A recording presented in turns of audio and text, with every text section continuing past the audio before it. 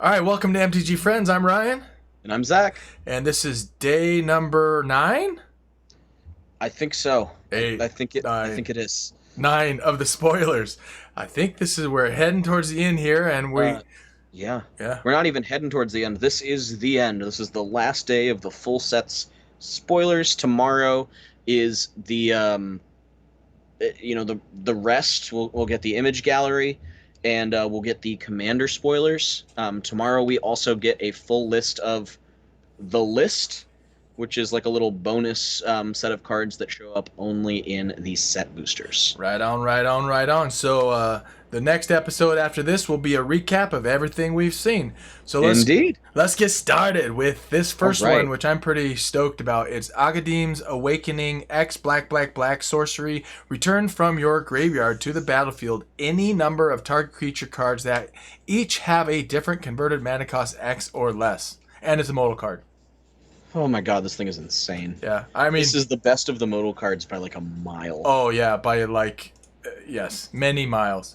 And to be clear, this is the mythic rare one that has the bolt land on the back, so Yes, it has the ability to enter untapped if you pay 3 which life. which in black sometimes losing life actually benefits the board. So Yeah.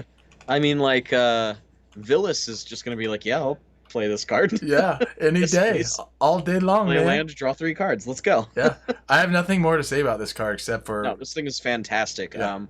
It's comparable to, like, some stuff out of Ravnica, but, like, the X is such a flexible cost on there. Mhm. I have no problem paying the 3 black on this, and the fact that it flips over into a potentially untapped black land. This thing is nuts. It is nuts. This is the bomb here. Yes, it is. Shadow's Verdict, 3 black black sorcery. Exile all creatures and planeswalkers with converted mana cost 3 or less from the battlefield, and all creatures and planeswalker cards with converted mana cost 3 or less from all graveyards.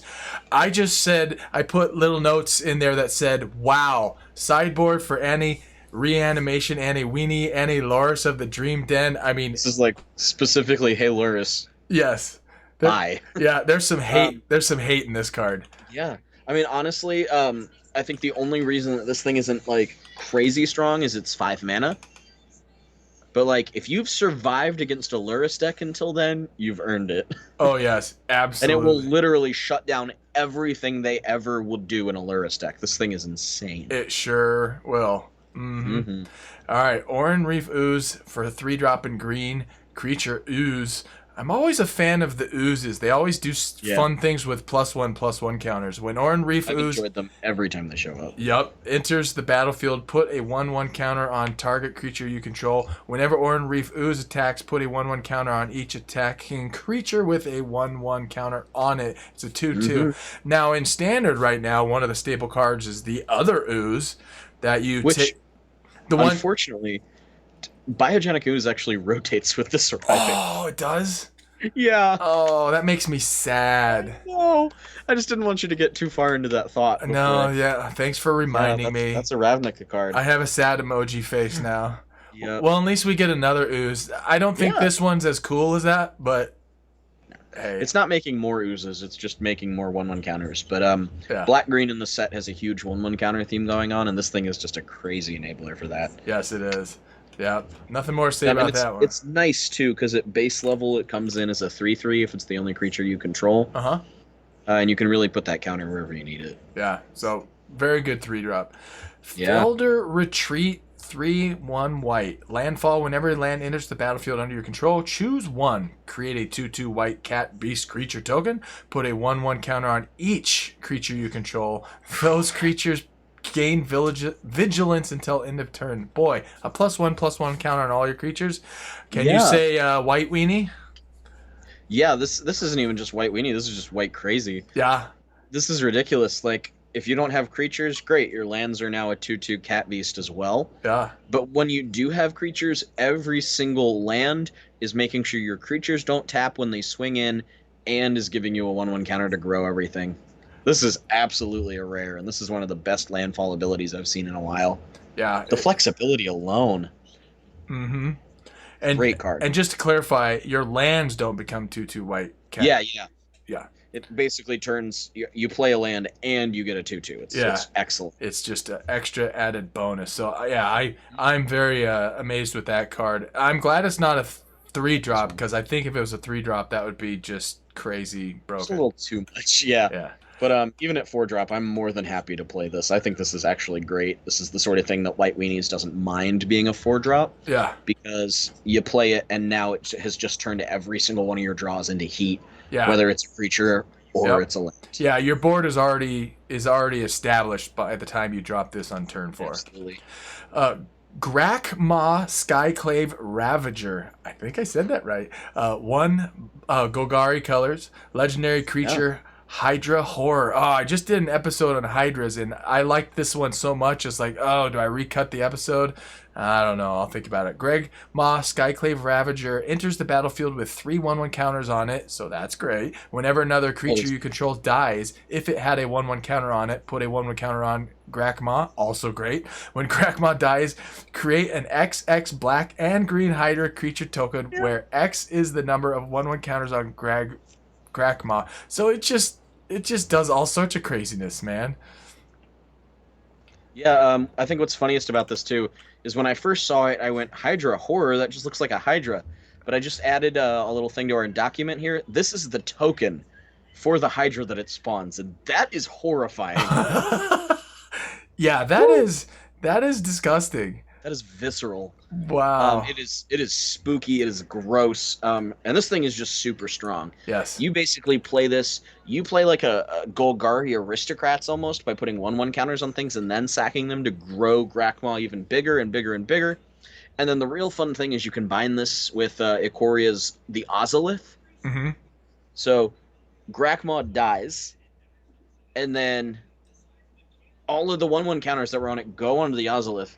You make your token that now has those 1/1 counters on it, and then combat starts, and you can move those Ozolith counters over to your token, and now you got something even bigger. Yes. And then, of course, when that thing dies, now there's a bunch of 1/1 counters going over onto the Ozolith as well. And this is why we love Magic. Yes, indeed. Such a good card. All right, Kargan, War Leader, 1 red, white. Other warriors you control get +1/+1, and it's a 3/3. I just thought those were really solid stats. Yeah, it's a warrior lord. This is exactly what you want to grab in limited if you're building warriors.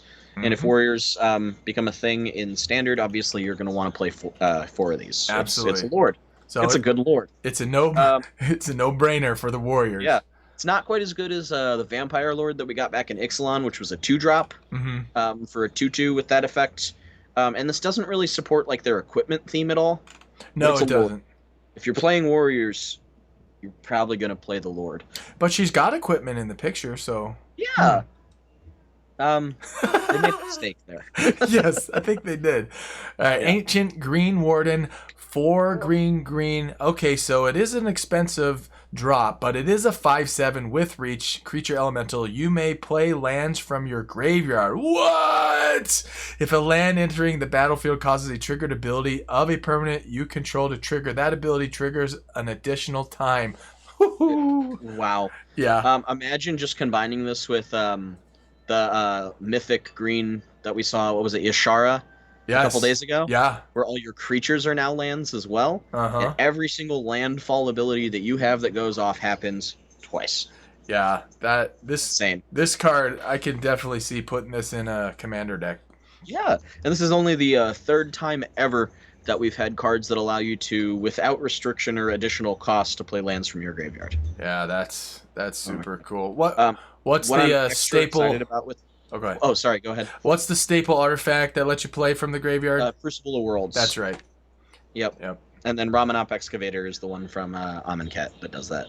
Yeah. But what I'm especially, what makes this card like even crazier than it already is all you need is a single thing with landfall out, and then you play the oh my gosh, the fetch land that's in standard right now, Fabled Passage. Right. And then you crack it, you've essentially just gained yourself 4 landfall triggers because you play Fabled Passage, 2 landfall triggers, you crack it, 2 more landfall triggers, and then you can just play the Fabled Passage out of your graveyard every single time. When Fabled Passage came out, I thought, wow, this is a great land, and it is. Yeah. It's the best take on Evolving Wilds I've ever seen. Yeah. That isn't straight up a pay 1 life, grab a non-basic. Right. through actual fetches. Yeah, it's a So good. strong land card. All right, No Priest of Oblivion, a 2-drop in black 2/1, kicker 4, menace lifelink. When No Priest of Oblivion enters the battlefield, if it was kicked, return target creature card from your graveyard to the battlefield. That is a strong card. Vampire Cleric too. I think this is going to be one of those vampires that makes it into Edgar. Yeah, This is ridiculous. it really For is. one, it's a 2-drop 2/1 with menace and lifelink. Yeah, That's nasty. that is. And then the fact that for 4 mana, you can return anything from your graveyard to the battlefield. Any creature whatsoever. anything being the main And that point. art is terrifying. That is good art. Oh, Dang. man, that is some craziness going on. I'm very impressed by this card. Yep, me too. Relic Golem. The main thing I noticed about this is it's a 3-drop 6/6. Relic Golem can't attack or block unless an opponent has 8 or more cards in their graveyard. So that's a negative for sure. And this next part is like, okay, I don't know, whatever. Target player mills 2 cards, whatever. But the fact that it's a 6/6 really caught my attention. I think the most important part about this card is the fact that we were just spoiled a card that mills 8 for 2 mana yesterday. Yes, indeed. Yes, indeed, we were. One single card that mills for 8 yesterday. So yeah. So this could be off in the running. Better than it looks. Yeah, if you can grab both that and this and, curve out turn 2, you mill 8, turn 3, you drop a Relic Golem. Now you got a 6/6 sitting there ready to block and then swing on the next turn. Yeah. That's actually scary. I like it. I like it a lot. Me too. Glasspool Mimic for 3, Shapeshifter Rogue. You may have Glasspool Mimic enter the battlefield as a copy of a creature you control, except as a Shapeshifter Rogue in addition to its other types, and it's a land on the other side. What caught my attention? Just a tap land on the back, but yeah. Whoa! Yeah, what caught my attention about this wasn't necessarily draft or anything, but it's like it copies anything for 3. I mean, those are good stats. This is actually like a big deal in my opinion. These front sides of the lands have usually been overcosted. Right. But I would actually argue this is like on rate or undercosted. Yeah, I would expect this to be a 4-drop. Yeah, I mean, of course, it has to be a creature you control. Mm-hmm. But like 3 mana? Yeah. Yeah. Sure. We'll take it. It remains a rogue, which is relevant for party and rogue synergies. Yeah. So I like that card. Insane. Yep. I like that card outside of just standard and draft. Yeah, I think this card is absolutely spectacular. Mm-hmm. And the fact that it's a land on the back is just an even better bonus. Exactly. Nimble Trapfinder for 2 in blue, 2/1 creature human rogue again. Nimble Trapfinder can't be blocked if you had another cleric, rogue, warrior, or wizard enter the battlefield under your control this turn. At the beginning of combat on your turn, if you have a full party creatures you control gain. Whenever this creature deals combat damage to a player, draw a card until end of turn. I know you love draw mechanics. I do. And putting Coastal Piracy onto the full party here is real nice. Real tasty. This is great. Just at its base, it's a 2/1 rogue for 2 that becomes unblockable every time you continue playing creatures of the party mechanic, let alone just rogue synergies. This is party synergies. And then just that icing on top is the full party effect, because that is really, really strong. Yes, agreed. That's a lot of cards you could potentially be drawing here. Now, this next one, you're going to need to convince me why we put this one on the list. Master of Winds for 4-drop in blue. Creature, Sphinx, Wizard, flying. When Master of Winds enters the battlefield, draw 2 cards, then discard a card. Whenever you cast an instant, sorcery, or wizard spell, you may have Masters of Winds base power and toughness become 4/1 or 1/4 until end of turn. Yeah. Tell me why you like this so much. So, I mean, for one, it's potentially a 4/1 flyer for 4. Okay. On its own, it draws you 2 cards when it enters, so there's card selection right there, even with the 1 discard. Okay. And then just the fact that you have the flexibility to swap around its power and toughness by just casting an instant sorcery or wizard, I think that's actually pretty significant. Okay. Another thing that I really like about this is the fact that it's not exchange its power and toughness, its base power and toughness changes. Okay. So that's also relevant for things like equipments that may be boosting up its toughness. True. Or enchantments that are boosting up its power or toughness, where if it was just exchange, power and toughness, it would be a little less unique. But this just straight up swings its power and toughness back and forth, and then still lets your secondary effects boost it up beyond that. All right, as per usual, you have convinced me. Excellent. I think this is pretty cool. If Wizards is a thing, this is going to be in there. Okay, fair enough. All right, Verezol the Forking Stream, which is the best translation we've got for this card so Yes, far, indeed. because it's in who knows what language. I believe it's Spanish, but it may be Spanish? Portuguese? I cannot tell the difference between the two, unfortunately. I'm going to go with Portuguese. So, Yeah. what's this thing do? So this is a X green blue for a legendary serpent or snake. We're not sure which. Probably serpent. And when he enters the battlefield, he gets a +1/+1 counter on it for each mana that you spent on it, which includes the base 2 without even paying X. So at its lowest, this is a 2/2 for 2. Additionally, whenever you cast a kicked spell, you may remove 2 1/1 counters from Verezol. If you do, copy that spell. You may choose new targets for that copy.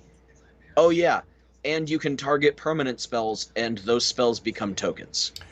Wow, this seems overpowered. This is nuts. Yeah. This is the new Hydroid Krasis of sorts. Yeah, exactly. You wanna drop this late enough where you can build up a ton of mana to give it a lot of 1/1 counters, or have synergies that put more 1/1 counters on it. And then every time you cast something, the only cost is pull 2 1/1 counters on it, and it has to be a kicked spell, obviously. But like, damn. Yeah, this smells like a That's mythic to good. me. This is And don't forget, the copy is also kicked. Yeah. Wow. Wow. I'm digging that. I like this a lot. Yeah. Now this next one, Myriad, yes. Construct. For 4/4, artifact creature construct, kicker 3. Myriad construct was kicked. It enters the battlefield with a 1/1 counter on it for each non-basic land your opponents control.